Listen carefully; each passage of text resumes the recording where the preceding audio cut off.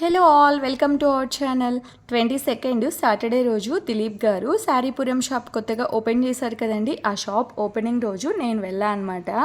జేఎన్టీయూలో Missamma shop ఉంటుంది కదా, దాని పక్కనే ఈ శారీపురం షాప్ కూడా ఓపెన్ చేశారు.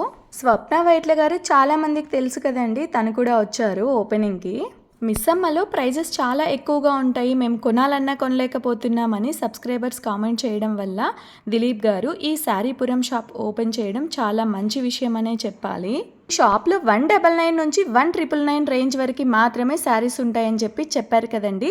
నిజంగానే 199 నుంచి శారీస్ స్టార్ట్ అవుతాయా, అలాగే శారీ కలెక్షన్ ఎలా ఉంటుంది, వాటి ప్రైజెస్ ఎలా ఉంటాయి అని చెప్పి చాలామంది అనుకుంటూ ఉంటారు కదండి. మీకు ఇలాంటి డౌట్స్ అన్నీ క్లియర్ అవ్వాలంటే నేను పెట్టిన ఫుల్ వీడియో చూడాల్సిందే.